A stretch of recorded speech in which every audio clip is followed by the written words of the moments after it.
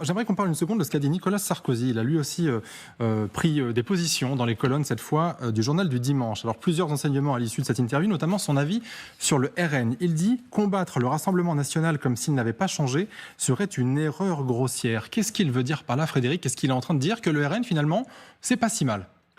Alors, c'est pas tout à fait comme ce qu'il dit, Nicolas Sarkozy. Il explique que le RN a changé, que Jordan Bardella a du talent, mais qu'il manque d'expérience. En gros, si je résume l'interview de Nicolas Sarkozy, et que donc, pour l'instant, gérer le pays, ça lui paraît difficile de la part du RN. Donc, c'est une prise de position qui est de rester dans son camp politique. Alors, même si le camp politique de Nicolas Sarkozy est parfois difficile à définir, puisqu'il a, surtout en ce moment. Il a tendu la main à Emmanuel Macron, il a souhaité que certains de ses proches passent à Renaissance, et puis en même temps, il se définit comme étant toujours dans sa famille politique d'origine. Donc, c'est pas évident de connaître le positionnement politique exact de Nicolas Sarkozy, mais en tout cas, il a une façon d'observer la vie politique et de parler du Rassemblement national qui est un peu plus celle d'un observateur que celle d'un acteur politique. C'est-à-dire, je m'explique, il n'est pas dans dans le manichéisme que prodiguent la plupart des responsables politiques parce qu'ils sont en campagne et qu'ils ont des adversaires et qu'il faut taper sur l'adversaire. Lui, il est plus sur un registre un peu plus analytique, disons, et il explique que, il observe des mouvements tectoniques à droite dont il prend acte en quelque sorte. Il s'aperçoit quand même que le Rassemblement national, dans les urnes, a largement supplanté sa famille politique d'origine et que donc il y a forcément une explication. Ça ne suffit pas de dire le RN ne vaut rien et pas question de regarder le RN d'une façon positive. Donc il y a une manière d'observer la réalité politique pour Nicolas Sarkozy qui est de voir qu'il y a des mouvements, des évolutions et que, alors c'est pour ça qu'il distribue les bons et les mauvais points et qu'il critique l'accord d'Éric Ciotti en disant que c'est un accord dans la précipitation. Oui, je vous lis d'ailleurs ce qu'il dit. Il dit il a eu tort, Éric Ciotti, de trancher un débat avant qu'il n'ait pu prospérer. Il aurait dû proposer aux adhérents de se prononcer par vote électronique. Dans un court délai, il n'y aurait pas eu un déni de démocratie. Ça veut dire que voilà, Nicolas Sarkozy, il n'est pas hostile par principe à un accord avec le RN, c'est ce qu'on peut comprendre dans cette interview, mais à condition que ce soit un débat interne qui prospère pendant plusieurs semaines, plusieurs mois, et qui soit tranché par les militants. C'est une prise de position qui peut ressembler un peu à celle d'autres responsables de LR comme François-Xavier Bellamy ou même Xavier Bertrand qui a dit la semaine dernière il faut que ce soit les militants qui tranchent ce type d'accord. Donc on le voit, il y a des mouvements à droite et Nicolas Sarkozy n'a pas de position dogmatique de principe, il les observe et il essaye en quelque sorte de séparer le bon grain de l'ivraie, en tout cas à ses yeux. Mais c'est vrai que ça peut surprendre que Nicolas Sarkozy à la fois critique dans son interview Éric Ciotti et la démarche d'Éric Ciotti, tout en reconnaissant certaines qualités à Jordan Bardella. C'est une prise de position qui est assez étonnante, et puis tout en donnant aussi les bons points parfois à Emmanuel Macron. Alors pas sur la dissolution, mais sur d'autres, sur la gouvernance par exemple. Mais Alexandre Malafaille, ça veut dire aujourd'hui que dans cette interview de Nicolas Sarkozy, en fait, ce qu'on dit, c'est le RN, pourquoi pas? Il n'y a plus de barrage. C'est à mon avis un interview qui fera date. Et qui met forcément l'ensemble des dirigeants de la droite qui a pris une position extrêmement radicale contre le RN dans une situation difficile. Mais en même temps, Nicolas Sarkozy, c'est un homme politique. Lui, il pense qu'il y a des électeurs et qu'il faut s'en occuper. Donc, il ne veut pas se relancer dans cette stratégie qui consiste à dire il y a le camp de la raison et puis le camp des fous, pour reprendre le terme d'Emmanuel Macron. Il faut effectivement faire projet, faire société et être pragmatique. Et je trouve que de ce point de vue-là, il marque une vraie rupture qui effectivement tend finalement à peut-être aller vers ce qui va se passer, c'est-à-dire normaliser dans l'échiquier politique et dans l'arc républicain la présence d'un parti politique qui représente 30% des Français avec qui il va falloir faire avec. Alors après, faire avec pose des questions. Là, effectivement, pour le coup, en tant qu'ancien président, sachant un peu de quoi il parle, il voit évidemment arriver un jeune Premier ministre de 28 ans.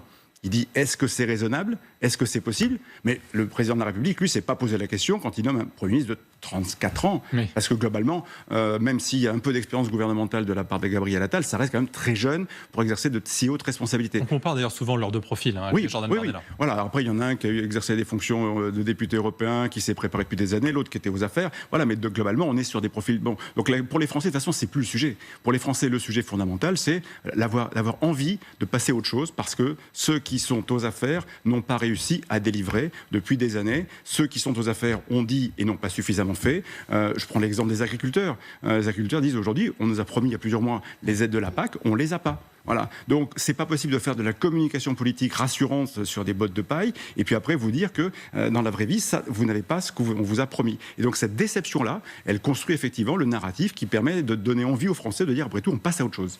Thierry Sausset, j'ai aussi envie de vous lire ce que dit Nicolas Sarkozy concernant la France insoumise. Il dit « LFI, par son communautarisme, ses propos aux limites de l'antisémitisme, son engagement militant auprès du Hamas est beaucoup plus problématique au regard des règles républicaines que le risque fantasmé d'une peste brune. » Donc ça veut dire qu'aujourd'hui, à ses yeux, le LFI est plus dangereuse même d'ailleurs, que le RN.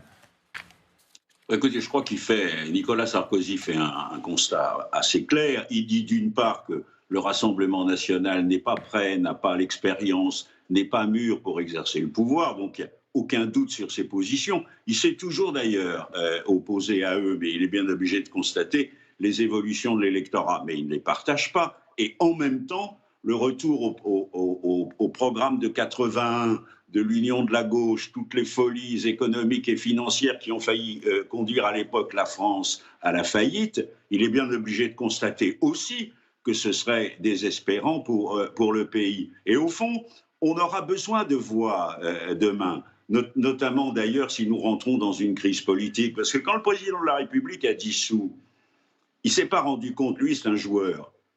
Donc au fond, d'ailleurs une de ses phrases fétiches c'est « je prends mes risques ».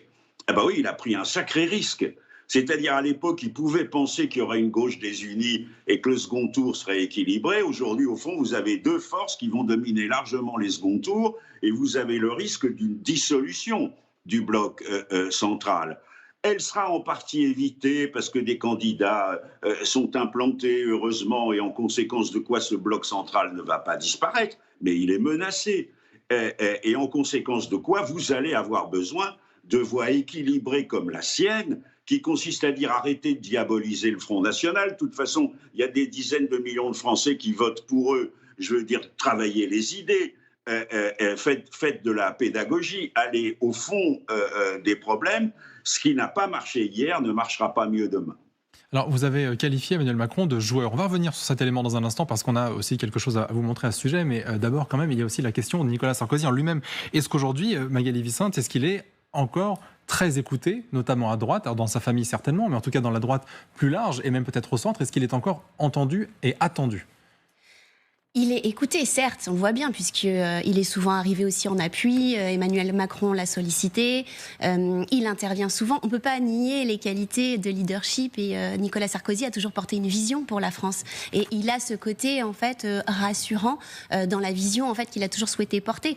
Aujourd'hui, il livre son analyse avec de la réserve, mais moi, en dehors de cet aspect-là plutôt lié au RN, j'ai envie de dire le mot fort qu'a utilisé Nicolas Sarkozy, c'est le mot de chaos par rapport à la décision de dissolution du président de la République.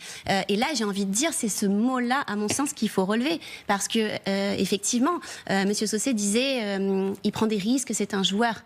Mais est-ce que les Français méritaient en fait ce genre de décision ? Est-ce que le chaos qu'on avait déjà, qui va s'amplifier, est-ce qu'on le méritait ? Est-ce qu'il n'y a pas une notion derrière d'irresponsabilité politique aussi ? Parce que effectivement, il n'avait peut-être pas le choix. Mais est-ce que c'était le moment aussi opportun pour le faire ? On voit bien ce qui se passe aujourd'hui dans la rue. Tout est en train de monter, tout est en train de s'échauffer. Et je ne peux pas m'empêcher de faire le parallèle en fait avec ce qui a été fait dans la série La fièvre de Canal+. On est en train de vivre ça, quoi, à 100%.